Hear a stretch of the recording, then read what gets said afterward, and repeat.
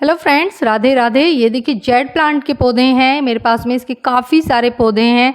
आज इसी के बारे में बात करना चाहूँगी मैं कि आप इसको अगर एंट्रेंस गेट पर रखना चाहते हैं तो कैसे रख सकते हैं, क्योंकि इसे वास्तु के हिसाब से भी काफ़ी शुभ पौधा माना गया है।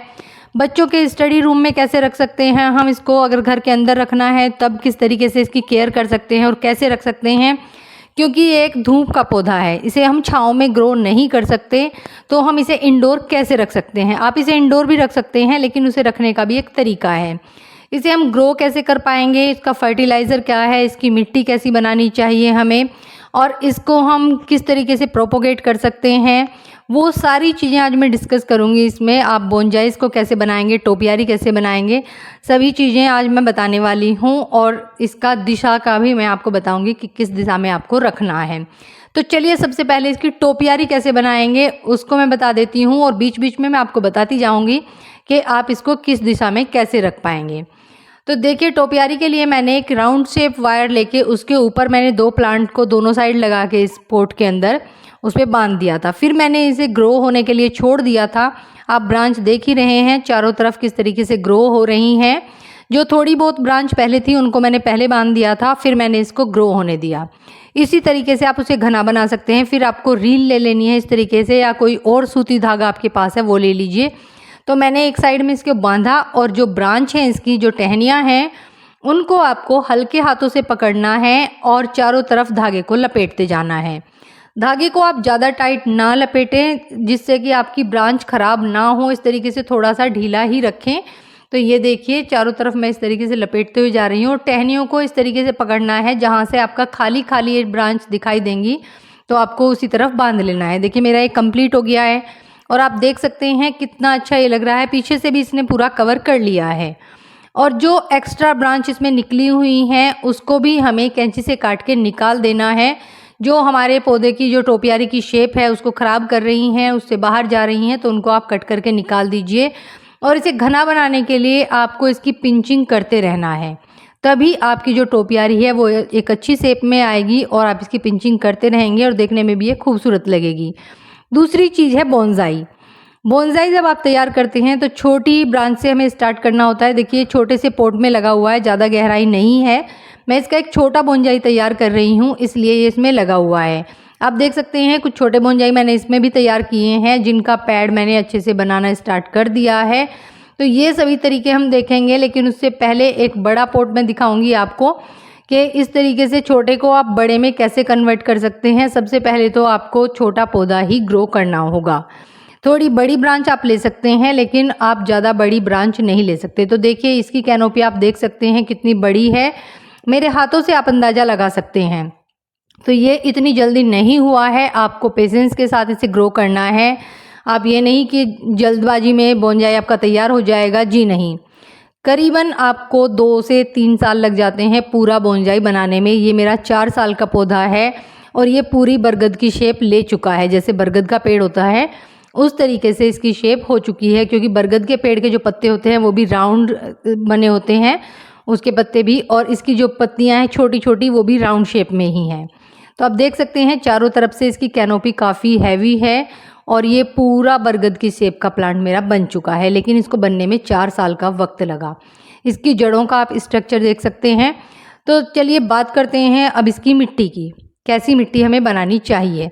इसकी मिट्टी जो है वो वेल ड्रेन होनी चाहिए। मैं जो इसकी मिट्टी लेती हूँ वो 40% गार्डन सोयल, 40% कंस्ट्रक्शन सैंड जो आती है जिसे हम बदरपुर या बजरी भी कहते हैं वो, और 20% मैं इसमें लेती हूँ काउडंग कंपोस्ट। आप चाहें तो वर्मी कंपोस्ट भी ले सकते हैं या काउडंग कंपोस्ट ले सकते हैं, दोनों में से कोई भी हो जो अच्छे से डिकम्पोज हुआ हो उसको आप यूज़ करेंगे। और थोड़ी सी खली या फंजीसाइड आप मिक्स कीजिए, जिससे कि आपके पौधे को फंगस ना लगे।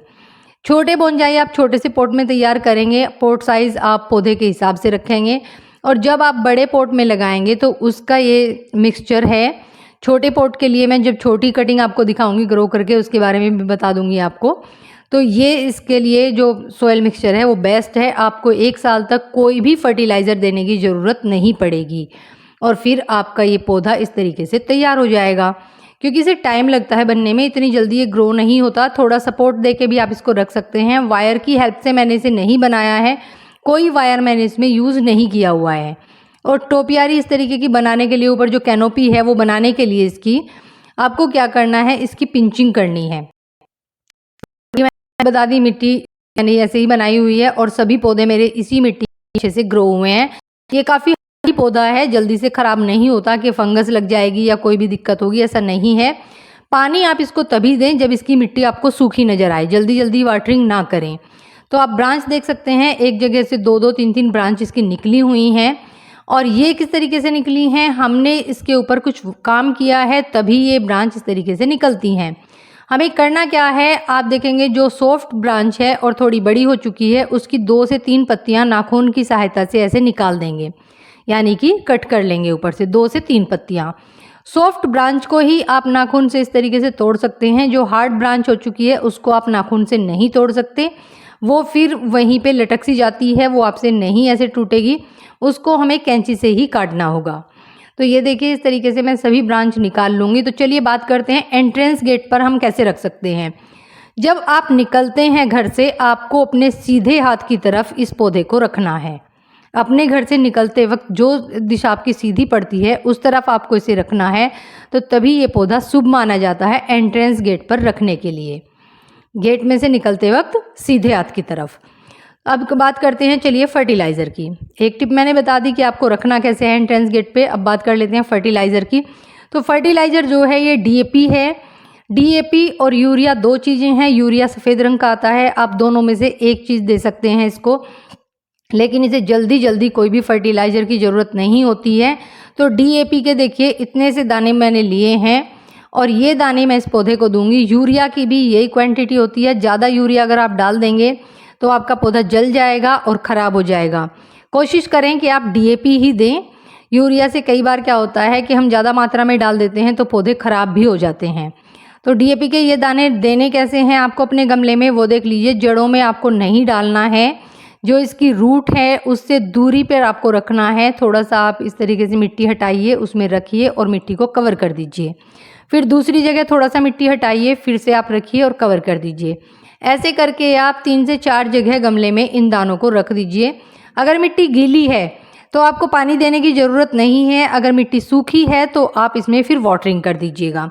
उससे क्या होगा कि डीएपी धीरे धीरे घुल के आपके पौधे को सभी जो इसके तत्व हैं जो इसे चाहिए, नाइट्रोजन, कैल्शियम, फॉस्फोरस, सब चीज़ें इसको मिलती रहेंगी।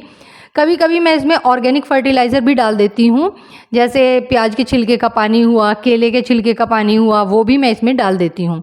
लेकिन दोनों में गैप रखना ज़रूरी है। डीएपी मैं 2 महीने में सिर्फ एक बार देती हूँ और आप उसको बीच में एक बार डाल सकते हैं, केले के छिलके के पानी को या फिर जो प्याज का पानी होता है वो। अब देखिए छोटे बोनजाई को तैयार करने के लिए जो ब्रांच इधर उधर लगी गई है उनको आपको इस तरीके से कैंची से काट लेना है। जितनी भी हार्ड ब्रांच है उनको आपको कैंची से ही काटना है और धीरे धीरे ये 1 से 2, 2 से 4 ब्रांच होती जाएंगी और ये मल्टीपल जब ब्रांच हो जाएगी तो पूरी कैनोपी ऊपर तैयार हो जाएगी। अगर आपके गमले में इस वक्त बारिश के समय कोई भी पत्थर वगैरह रखे हुए हैं, डेकोरेशन की चीज़ें रखी हुई हैं, उनको निकाल दीजिए क्योंकि उससे आपके पौधे में फंगस लग सकती है। ये देखिए एक छोटा बोनजाई है, ये इससे पहले मैंने तैयार करना स्टार्ट किया था। और जितनी भी अनवांटेड ब्रांच है जो हमें नहीं चाहिए तने के ऊपर, उनको आप काट के हटा दीजिए। और जो लेगी ब्रांच जा रही है, लंबी ब्रांच जा रही है, उनको भी आप टाइम टू टाइम काटते रहिए। वही 15 दिन के बाद आपको पिंचिंग और प्रूनिंग करनी है। तो देखिए इस तरीके से ये पेड़ इनका तैयार होता चला जाएगा।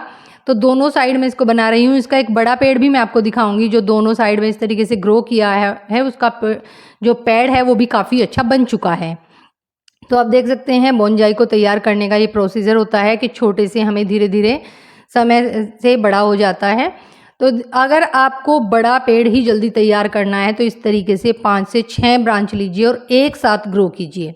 मैंने देखिए टहनियाँ ली थी और एक साथ इनको लगाया और ऊपर से टाई से बांध दिया है। आप देख सकते हैं ये मोटा सा कोडेक्स मेरे लिए तैयार हो गया है इसमें, और देखने में ऊपर से काफ़ी खूबसूरत लग रहा है। लेकिन मैंने अभी इसके पे जो है वर्क करना स्टार्ट नहीं किया था।